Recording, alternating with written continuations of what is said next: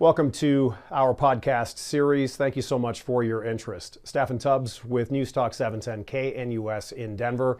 I'm on Monday through Friday, 4 to 7 p.m. Mountain Time. We have slowed the number of podcasts that we're doing right now as we record this on Friday, April 14th, 2023. We now know the date of the preliminary hearing for Dr. James Craig. It will be 9 a.m. Mountain Time on Friday, June 2nd for, again, that preliminary hearing, and expect to have sensational headlines come out of that. That is not what this podcast series is about. Every single episode, I have tried to say, start off with, or in the middle, or most certainly as we conclude, that it is not lost upon me that in this headline-grabbing, sensationalized story already, there are 6 children, 3 over the age of 18, considered adults, but 3 under the age of 18, considered obviously minors. 6 children involved in the case of my former dentist, Dr. James Craig of Summerbrook Dental in Aurora, accused of premeditated first-degree murder and poisoning his wife to death via arsenic last month. Again, I did not know Angela Craig well, but I had met her on several occasions. I did at another radio station their advertising. And one of the reasons why I repeat this in every episode is you just never know if someone is picking up from episode 1 or this may be the first one. But this particular episode in particular to me is not only stunning, fascinating, unbelievable, but it is really where the house of cards officially start to crumble if, in fact, you believe the more than 50-page arrest affidavit. We have gone through, most certainly I've given you my opinion, but we have stuck to the facts. And in this final episode, these are the final texts between Angela Craig and her husband, Dr. Jim Craig, who, as we record this, and from the moment he was arrested, is innocent until proven guilty.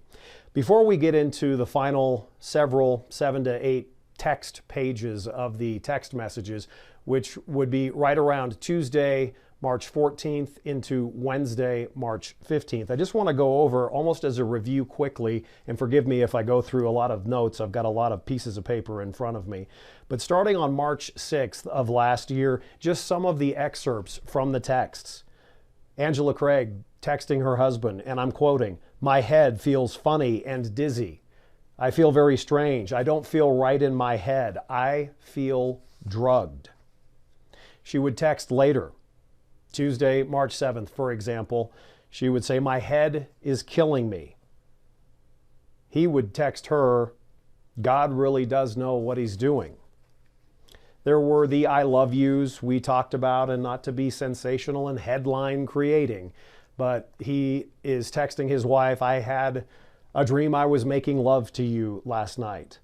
Also, Angela Craig, just excerpts. "I'm cold, super tired, weak, and shaky." He's asking her her condition. He is trying to not only continue to run his dental practice, but also, because she is in the hospital a total of 3 times, he is running the household as well. He texts at one point on a Wednesday early last month. I hope they figure this out. He tells her at one point last month during texts that he's overwhelmed and that he feels that he is drowning in all of the pressure. He texts at one point, "I hope there's nothing seriously wrong with you." And she had said to him before, well, the surgeons and the doctors at both Parker Adventist Hospital and University Hospital in Denver, they're baffled, they're puzzled. And at one point, if you recall in past episodes, that, well, they've determined that this issue is not surgical. Again, "I feel groggy and drugged," she says. And just a few more before we get into our final batch of texts. "I miss you," she says in a text to her husband. "I'm hurting," she says. "I don't feel good. I'll talk to you soon, I hope. And I feel super tired." So when we last had our kind of in-depth look at the text messages between Dr. Jim Craig and his wife, Angela, She was still in Parker Adventist Hospital. She would be released that Tuesday. But within, I believe, 24 hours, she was admitted for a third time to a hospital. This would be University Hospital. And she would be declared brain dead. Admitted on a Wednesday, she would be declared brain dead the following Saturday at 4:29 p.m. And we last picked up, or left off, with a text message from Jim Craig that basically stated time for bed exercise. And I want to pick up there with her response. She says, how about let's make sure I don't feel like committing first? He says, committing? She says, ha, exclamation point, vomiting. Okay, commit to not vomiting, he says. I'll work on it, she says. I fell asleep. Good night, baby. Exclamation point, exclamation point. I love you. The texts continue on Tuesday, the 14th of March. What are your O2 sats not on oxygen? And what's your heart rate today? She says 96 and 110. Not bad, he says. Any idea if they're going to get you out of there for sure? Says no idea. Now, this is the morning of Tuesday, March 14th. Little time goes by. He says, geez, this morning is nuts. How's yours? Any news yet? She says, lots of people coming in and out. When the nurse comes in next, I'll ask about the doctor and discharge. He says, okay, great. Were you able to hold down your breakfast? I've been trying to sleep, and at least on my copy, it's a little bit hard to read, but I haven't had breakfast. Makes sense, he says. Keep sleeping, you need it. I drank a protein drink. She texts her husband. He says, good. Bit later on, Jim Craig to his wife, I'm headed over to visit you now. Do you want me to bring you some Chick-fil-A? No, my stomach is still a little meh. I'll order a sandwich. To which Jim Craig, again, following the arrest affidavit and the allegations that he ordered arsenic off of Amazon.com, delivered to his home on March 4th, the Craig home in Aurora. He's accused of using that arsenic that was delivered, first purchased for $13 online. He's accused of spiking her protein drinks, and I found this interesting. He says to her on Tuesday, that drink you gave me tastes weird. Again, I'm not all about the sensational headlines. You can leave that to the National Enquirer and others, but when you think of the allegations and you think of the arrest affidavit and he is texting that, very, very bizarre. Good to know, she says, I won't drink one. It's stunning. If, again, you believe the evidence collected by the Aurora Police Department in a relatively short amount of time, if that is accurate and the arrest affidavit is accurate, one more time. He says, that drink you gave me tastes weird. She says, good to know, I won't drink one. Stunning. He then replies, it wasn't bad necessarily. It just had kind of a very faint, subtle, chalky aftertaste. She replies, from the hospital, yuck. They said yeah to some drug, forgive me, I'm not a doctor, and they're putting it together now. He says, I'm sorry, your sinuses are hurting. She says, it's okay, I'm sure I'll be fine. It's okay, I'm sure I will be fine. He says the meds will help. And these are some of the last texts.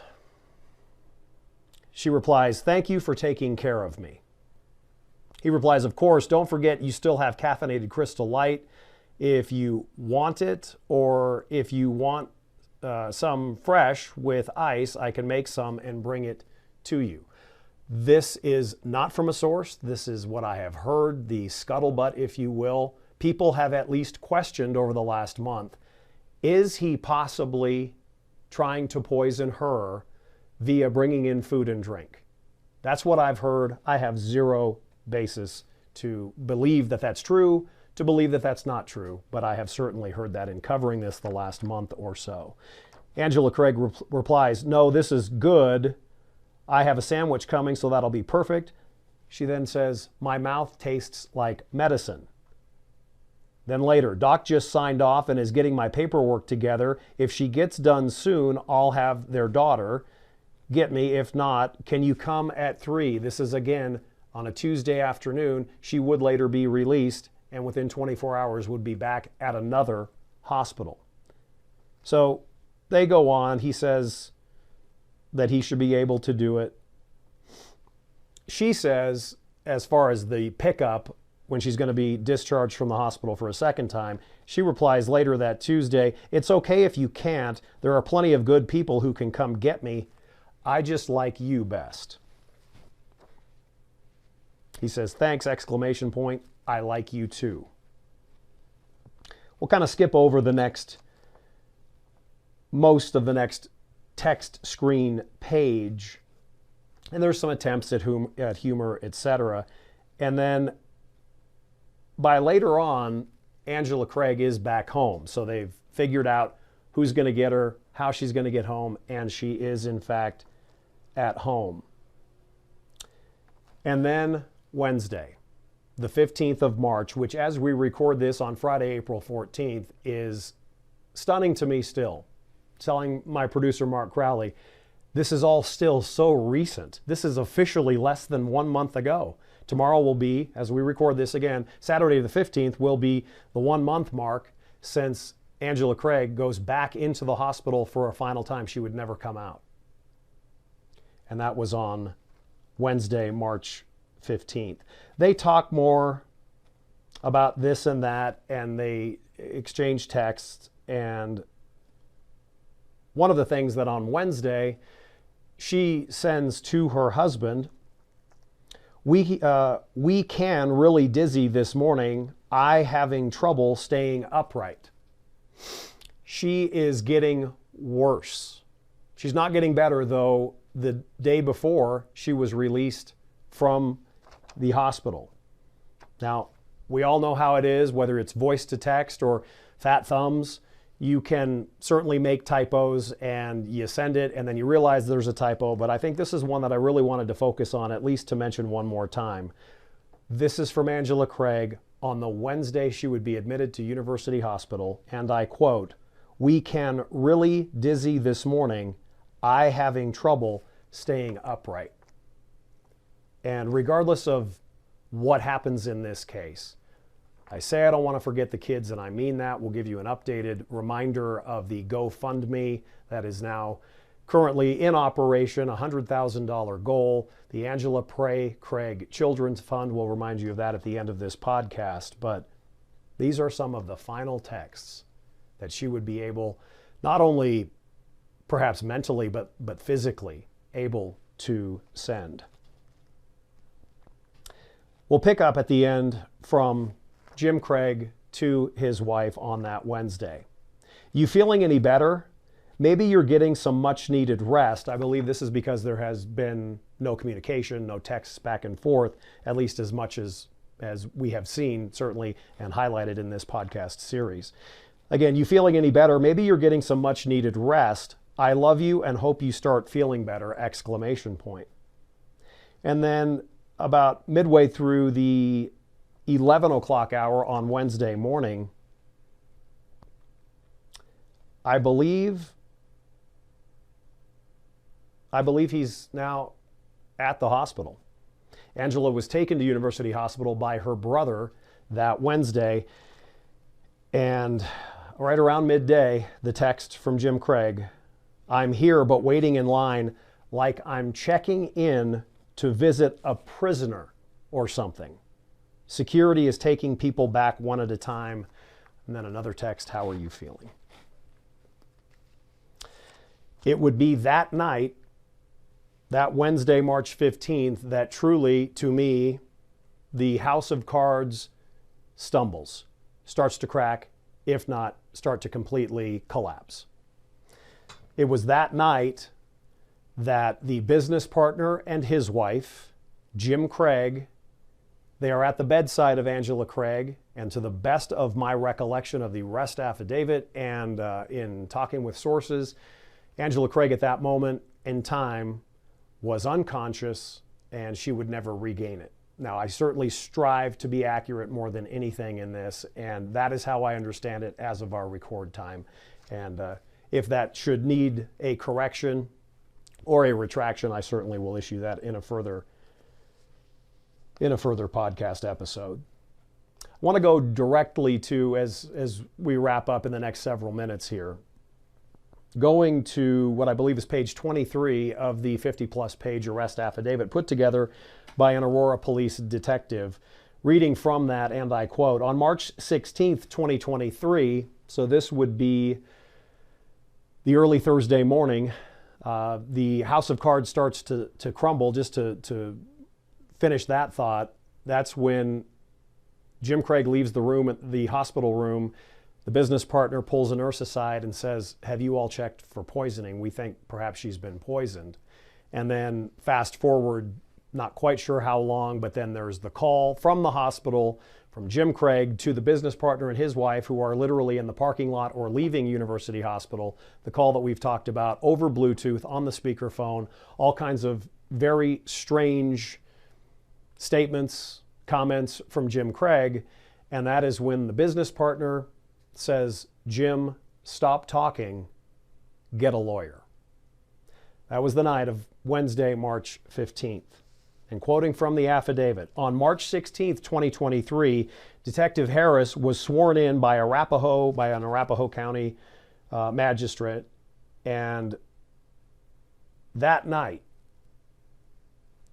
or that day of March 16th, there were signed warrants for Jim Craig's iPhone, the hard drive that was eventually collected from dental exam room number 9 at Summerbrook Dental."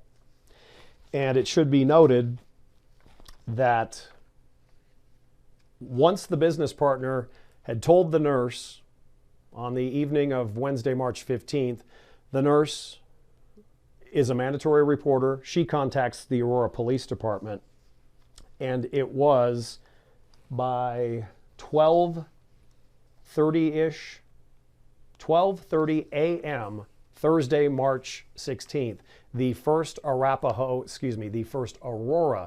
police detective would arrive at University Hospital and begin what really can be called the first steps in this official investigation. It is still a stunning story, and I can tell you, quite honestly, after doing now this episode 11, it still hasn't fully sunk into me. I want to just, as we wrap up, off the top of my head, you've got an alleged affair that has been going on for quite some time with an orthodontist from Texas. We will get into that in later episodes. It is not my intent to try to destroy this woman's life in the greater Austin area, and quite frankly, I'd be too late. Her life has already been destroyed by some connected with, for example, the Daily Mail. She actually last month had to call the local authorities because she felt she was being harassed, etc. We'll get into that. But you've got someone who has been accused of being porn addicted. You have someone who has been accused of infidelity in the past. You have someone who has been accused of being suicidal in the past and admitting that he drugged his wife at one point over the years to make sure that she did not interfere with his suicide attempt. You've got on February 27th, you've got the creation of jimandwaffles@gmail.com. You've got a history, according to the affidavit, of searching for things like how much arsenic does it take to kill a person. You've got an order of arsenic placed via Amazon.com for $13. You have that delivered to the Craig home in Aurora on March 4th. You have allegations of him administering the arsenic via her protein drinks. We've heard through the affidavit there were security cameras both internally and externally at the Craig home in Aurora. You have truly what could be described as, really, I think actually it's indescribable. An order placed for potassium cyanide to be delivered to the offices of Summerbrook Dental. Coming in on a Friday, Jim Craig allegedly calling, telling the front office staff, do not open this package. As I have said many times on my regular show and on this podcast series, with all due respect, whoops, it was opened, and that started everything. One of the individuals at Summerbrook Dental who open up the box that says biohazard material, sees inside a cylindrical container that says on the label potassium cyanide. The business partner gets involved, people start asking questions, and in the meantime, not lost on me, is Angela Craig is getting sicker and sicker and sicker and sicker. It is truly unlike any story that I have covered in more than 33 years of my career, not to mention knowing Jim Craig pretty well since I did his advertising, and as I mentioned in the last podcast episode, made eye contact with him at 3:31, in fact, 1 week ago today. The last time I'd made eye contact, I believe he gave me a root canal. I want to end this podcast with, once again, you'll see on your screen, where we are, and I say we as a collective caring group of citizens, where we are, where the family is on the $100,000 goal for the fundraiser through GoFundMe. You can see that information. Again, the Angela Pray Craig Children's Fund. Not quite sure how many episodes we will have between now and June 2nd. I do realize that there are several weeks to go, but I believe in our next one we'll pick up, and it will be after the search warrants have been signed by the magistrate judge. We will pick up on the searches, particularly on the iPhones of Jim and Angela Craig, and the searches and the histories of what would be found on a computer inside dental exam room number 9. Hope you have a good weekend, again, as we record this on a Friday. Keep that family in your thoughts. Keep those children, no matter the ages, the 6 kids in your thoughts. And again, if this is compelling enough to you to want to get involved, I encourage you to make a donation to that GoFundMe site and the Angela Pray Craig Children's Fund. For producer Mark Crowley, I'm Stephen Tubbs. We'll talk to you next time.